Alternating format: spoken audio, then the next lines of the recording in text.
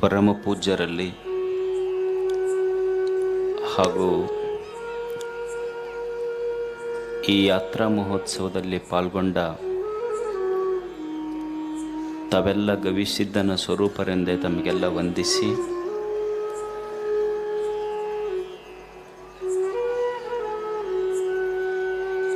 ಮನುಷ್ಯ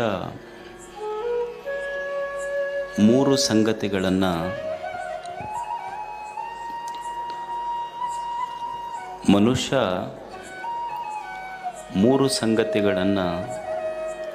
ಅರ್ಥ ಮಾಡಿಕೋಬೇಕು. ಮೂರು ಪ್ರಮುಖ ಘಟನೆಗಳು ಜರುಗ್ತಾವೆ. ಒಂದು ಹುಟ್ಟಿದೆ, ಇನ್ನೊಂದು ಸಾವಿದೆ. ಈ ಹುಟ್ಟು ಮತ್ತು ಸಾವಿನ ಮಧ್ಯದೊಳಗೆ ಬದುಕಿದೆ. ಈ ಮೂರೂ ಸಂಗತಿಗಳನ್ನು ಯಾವ ವ್ಯಕ್ತಿ ಸರಿಯಾಗಿ ಅರಿತುಕೊಳ್ಳುವುದಿಲ್ಲವೋ ಅವನಿಗೆ ಬದುಕು ಬಹಳ ಕಷ್ಟ ಆಗ್ತದೆ.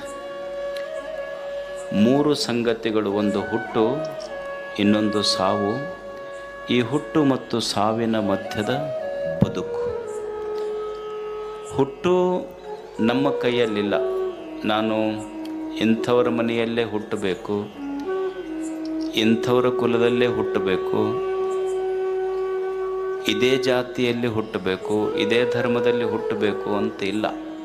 ಆಗಲೇ ಹುಟ್ಟಾಗಿದೆ. ಹುಟ್ಟು ನನ್ನ ಕೈಯಲ್ಲಿಲ್ಲ. ಸಾವು ನಾ ಬ್ಯಾಡ್ ಅಂದರೂ ಬರುವ ಅತಿಥಿ. ಅದು certainly death is going to come.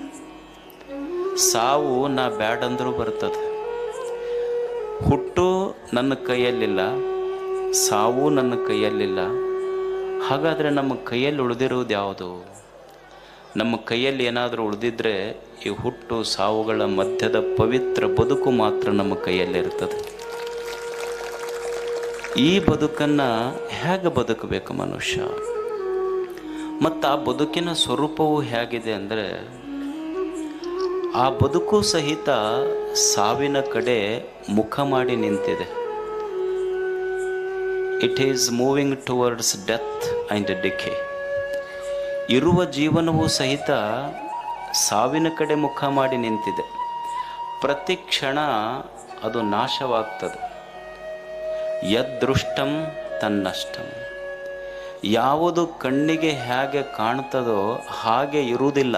ಇದು ಜೀವನ. ಇದು ನಮಗೆ ಕಾಣುವುದು ಒಂದು, ಅದು ಇರುವುದು ಒಂದು.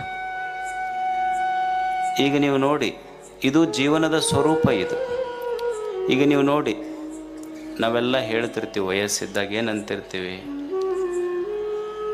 ನಾನು ಯಾರ ಮುಲಾಜಾಗೂ ಇಲ್ಲ. ಏನಂತಿರ್ತಾರೋ, ನಾನು ಯಾರ ಮುಲಾಜಾಗೂ ಇಲ್ಲ, ನನ್ನ ಕಾಲ ಮೇಲೆ ನಾನು ನಿಂತಿರ್ತೀನಿ ಅನ್ನೋದಿಲ್ಲ. ಖಾಯಂ ಹಿಂಗೆ ಇರ್ಲಿಕ್ಕೆ ಸಾಧ್ಯ ಐತೇನೋ?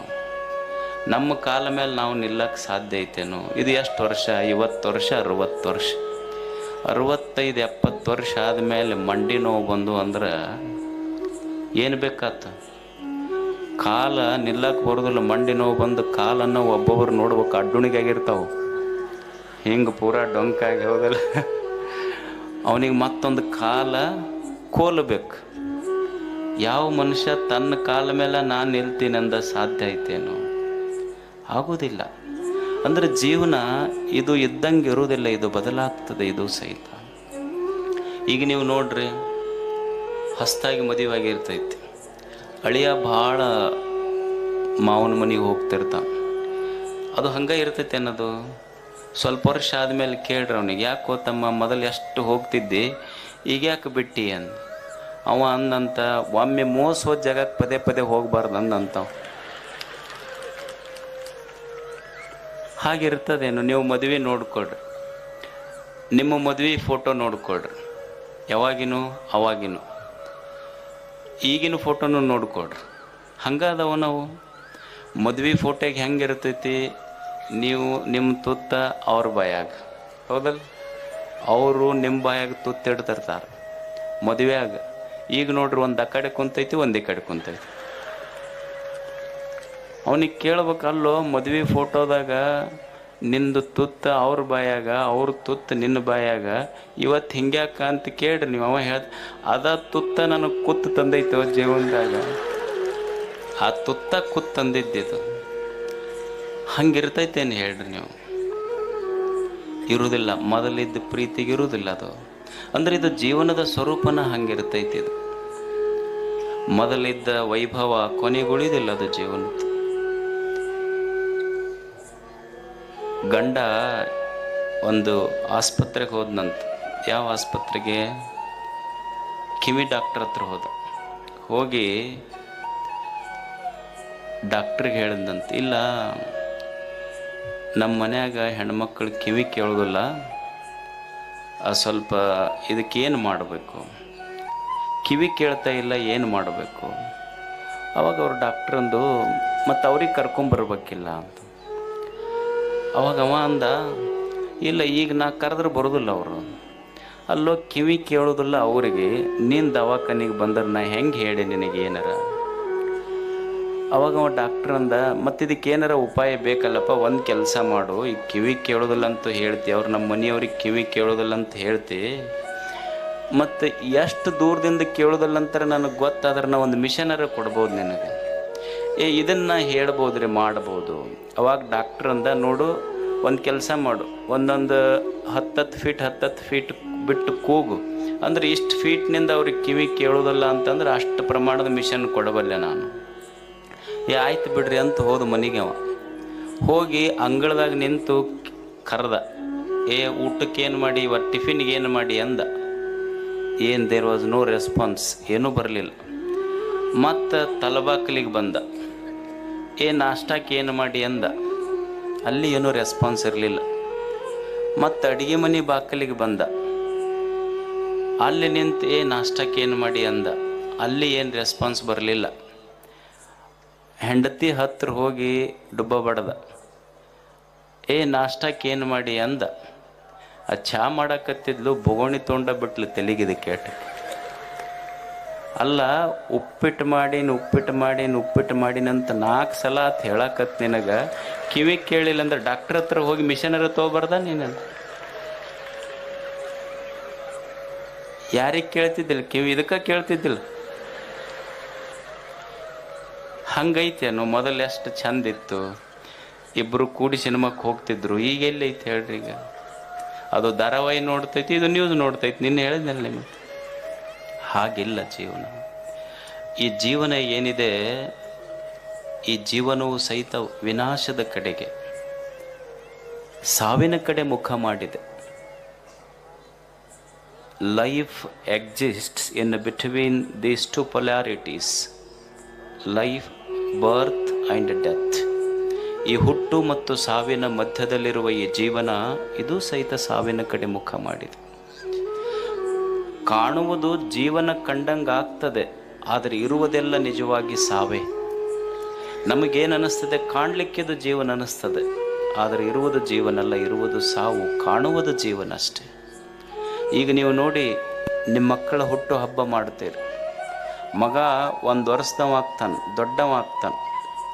1 ವರ್ಷ ಆದಾಗ ನಾವೆಲ್ಲ ಬೀಗರಿಗೆ ಕರೆಸಿ ಒಂದು ಕೇಕ್ ತಂದು, ಕೇಕದ ಮೇಲೆ ಮೇಣಬತ್ತಿ ಹಚ್ಚಿ, happy birthday to you my son ಅಂತ ಹಾಡ್ತೀವಿ ನಾವು. ಆಶ್ಚರ್ಯ ಏನು ಅಂದರೆ, ನಮಗೆಲ್ಲ ಸಂತೋಷ ಆಗಿರ್ತೈತಿ. ನನ್ನ ಮಗ 1 ವರ್ಷ ದೊಡ್ಡವಾದ ಅನ್ನೋದು ನಿಜವಾದದ್ದಲ್ಲ, ಆದರೆ ನನ್ನ ಮಗನಿಗೆ 1 ವರ್ಷ ಸಾವು ಸಮೀಪ ಮಾಡಿತು ಅನ್ನೋದೇ ಭಾಳ ನಿಜವಾದ ಸತ್ಯ. ಇದು ಅದು ಜೀವನ. ಇದನ್ನು ತಿಳ್ಕೋಬೇಕಷ್ಟೆ. ಕಾಲ ಕ್ರೀಡತಿ ಗಚ್ಚತ್ಯಾಯು ಅಂತ. ಮನುಷ್ಯನ ಬದುಕಿನೊಂದಿಗೆ ಸಾವು ಆಟ ಆಡಕತ್ತೈತಿ. ನಾವು ಅಂತಿರ್ತೀವಿ ನೋಡಿ, ಏನಂತಿರ್ತೀವಿ? ಟೈಮ್ ಪಾಸ್ ಮಾಡಕತ್ತೀವಿ ರೀ, ಟೈಮ್ ಪಾಸ್ ಮಾಡಕತ್ತೀವಿ ಅಂತ. ನಾವೇನು ಟೈಮಿಗೆ ಪಾಸ್ ಮಾಡೋದಿಲ್ಲ, ಟೈಮ ನಮ್ಮನ್ನೊಂದು ದಿವಸ ಪಾಸ್ ಮಾಡಿಬಿಡ್ತೈತೆ ಅಷ್ಟೇ. ನಾವು we cannot pass the time. ಹಾಗೆ ಮಾಡಲಿಕ್ಕೆ ಸಾಧ್ಯ ಇಲ್ಲ. ಇಲ್ಲಿ ಮನುಷ್ಯ ಬದುಕಬೇಕಾಗ್ತದೆ. ಹೇಗೆ ಬದುಕಬೇಕು ಮನುಷ್ಯ? ಒಂದು ಸುಂದರ ಜೀವನ ಕಟ್ಕೋಬೇಕಲ್ಲ, ವಿವೇಕದಿಂದ ಬದುಕಬೇಕಾಗ್ತದೆ. ಈ ಜಗತ್ತು ಅಂದ ಮೇಲೆ ಇಲ್ಲಿ ಎಲ್ಲ ಒಳ್ಳೇದಿರ್ತೈತಿ ಅಂತಲ್ಲ, ಸ್ವಲ್ಪ ಒಳ್ಳೇದಿರ್ತೈತಿ, ಕೆಟ್ಟದ್ದಿರ್ತೈತಿ. ಇದು ಸಮ್ಮಿಶ್ರಣ ಜೀವನ. ಇದರ ಮಧ್ಯದಲ್ಲಿ ಒಂದು ಬದುಕು ಕಟ್ಕೋಬೇಕಾಗ್ತದೆ ಮನುಷ್ಯ. ಈಗ ನೀವು ನೋಡಿ, ಒಂದು ಕೋಳಿ ಇರ್ತದೆ. ಕೋಳಿ ಎಷ್ಟು ಚಂದ ಬದುಕ್ತೈತಿ ಅಂದ್ರೆ, ಕೋಳಿ ಒಂದು ತಿಪ್ಪಿಗೆ ಹೋಗ್ತೈತಿ. ತಿಪ್ಪಿಗೆ ಹೋಗಿ ತಿಪ್ಪಿ 20 ಫೀಟ್ ಇರ್ತೈತೆ. ಅದು ಹಿಂಗೆ 20 ಆ ತಿಪ್ಪಿ ತುಂಬ ಕಸ ಇರ್ತೈತಿ. ಕೋಳಿ ಎಷ್ಟು ಜಾಣ ಇರ್ತೈತಿ ಅಂದ್ರೆ 20 ಫೀಟ್ ಕಸ ಇದ್ರೂ ಕಸ ಮುಟ್ಲಿಲ್ಲ. ಕಸದೊಳಗಿರುವ ಜೋಳದ ಕಾಳು ಹುಡುಕ್ತೆ ಹೊರತು ಕಸ ಮುಟ್ಲಿಲ್ಲ ತಿಪ್ಪಿ. ಅದು ಇದು ಒಂದು ಬದುಕಿದು. ಮನುಷ್ಯ ಒಳ್ಳೆಯದನ್ನು ಗುರುತಿಸಬೇಕಾಗ್ತದೆ ಜೀವನದಲ್ಲಿ. ಈಗ ಬೆಂಗಳೂರು